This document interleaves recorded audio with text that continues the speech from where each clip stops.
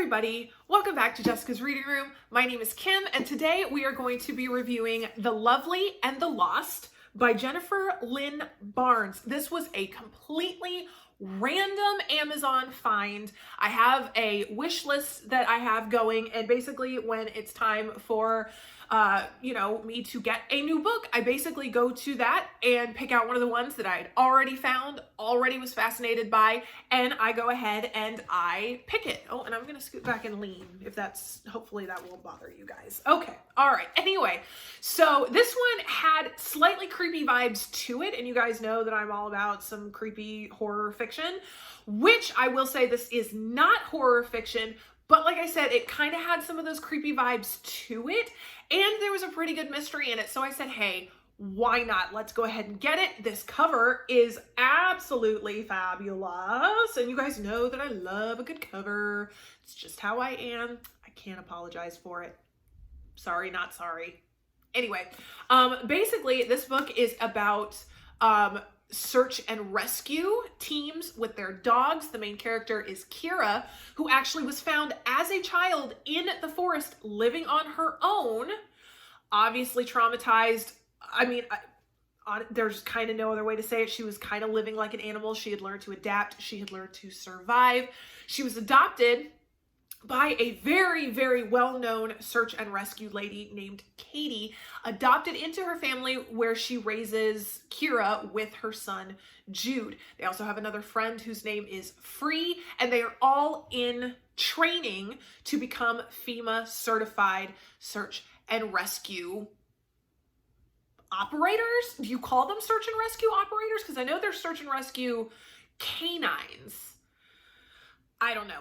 Anyway, that's what they are training to do. They also raise dogs. They help to raise the dogs and train them for search and rescue. And all of a sudden, they get called out to an area just a couple hours away by, oh my gosh, Katie's long lost father. Well, at least long lost to Kira and Jude, who had never met the man before in their life. So basically, you kind of start out with this mystery of why exactly did he come back for this search and rescue. You know, they start talking about people that the kids had never heard of. They head out there to try and find this little girl, and all of these mysteries just kind of all pop up, and you have no idea about Katie's background. You know, there's this guy who has his cadaver dog out. His name is Mac. You can't really tell, you know, what was his and Katie's relationship. There had another friend who apparently disappeared. What happened to him? You know, where is this little girl that has been, you know, that is lost in the woods? You know, why can't they find her? What is going on? You know, they meet Gabriel, whose brother also went missing in this forest, who knows the mountain really well. You know, what is he suspected of doing? And I mean, it's just kind of one big mystery that happens. And I can't tell you too much because I don't want to give it all away. However, I will say that I was slightly dissatisfied, just slightly dissatisfied, because I felt like I didn't get to know as much about Kira as I wanted to. Because, I mean, you do learn a lot about who she was, why she ended up in the forest as a child, you know, but the problem is that it was all very surface, and you didn't actually, I mean, to me, it felt like there was no real closure with it, if that makes any kind of sense. I wanted to learn more. I wanted to know who Kira was. And I realized that this is just a me thing, because you guys know that I hate open-ended plot lines. You know, I get that they have to happen, but I mean, look, I'm a historian. I'm a lifelong student. I want as much information as I possibly can, and I want things to be laid out so I know what's going on. That's just me. Okay. So, and I get that that's my own personal thing. And to be honest with you, that's the only reason I gave it 4 stars. I really enjoyed reading it. I got so involved. It's such a visceral read.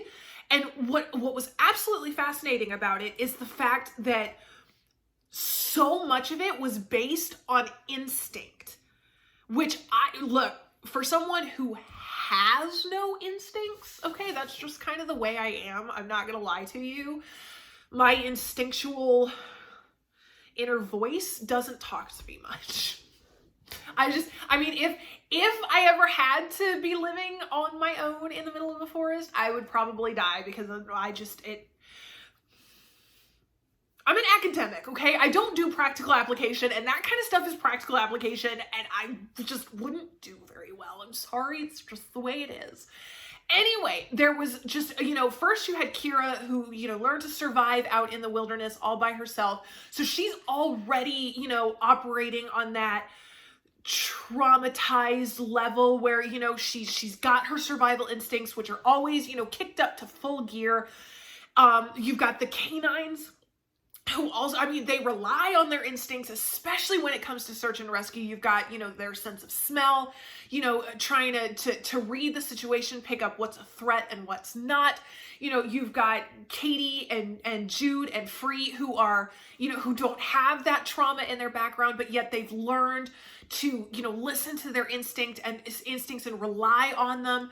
And I just found that so fascinating because I didn't realize that could actually be put down on a page and be understood that way. Because it's one of those things where you'd think that, instincts and things like that, that's kind of something that has to be felt. You're never going to be able to explain it. You're never going to be able to, describe it. But then Barnes does, and she did it really, really well. And it was, it was an emotional read. I was immersed in the search for little, I think her name was Bella. I think her name was Bella, the little girl that got lost.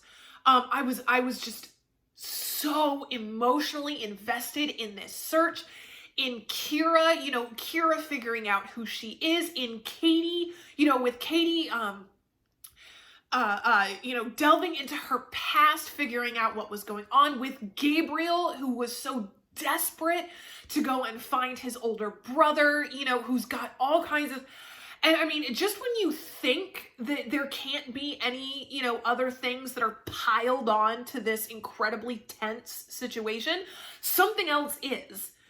And you just kind of get to this point where you're just like, oh my gosh, I'm exhausted.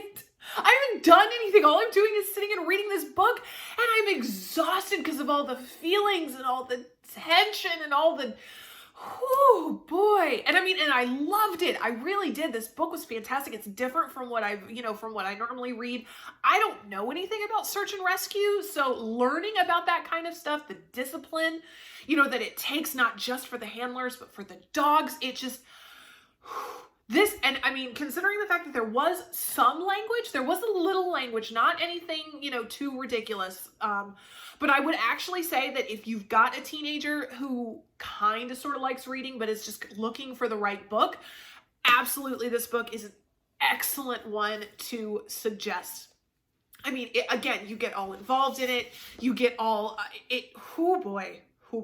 So if you've got, a reader, a teen reader, a teen who kind of sort of likes to read, that you can hand them this one and say, look, just read this book. You're going to get into it. You're going to get all involved in it. You're going to, it's just, and stuff is always happening. Like, it's not one of those, slow burn type things. Stuff is always happening. So it's not, I can't read that. It's boring. It's not boring. It's not boring. Between the feelings and the tension and the action, like I said, you're going to be exhausted. And you know what? And that's another good reason to give it to kids, because exhausted kids fall asleep faster. I don't know about teenagers because I don't know much about teenagers other than they're kind of ridiculous. But other than that, you tire them out, they're going to go to bed, and then, mom and dad can have some free time. So you're welcome. You're welcome for that suggestion. Okay. All right. So I gave this book 4 stars out of 5. Absolutely recommend it to be honest with you, almost anybody, especially those who enjoy action-packed reads, those who enjoy emotional reads. I think you guys would really love this book. I really liked it. I got all invested, all involved, it just, right here. Felt it right here. Awesome. Okay, so great job, Barnes. You did a wonderful job. Great book, 4 stars out of 5. Let me know if you guys have read it. Anyone who has read it, make sure you tell me down in the comments. Let me know what you think of the review. Let me know if you have any book recommendations for me, especially if it's got an asylum or a psych hospital in it, because I'm all about those. Okay, so thank you so much for walking. Oh boy. Thank you so much for watching, and we'll see you guys next time. Bye.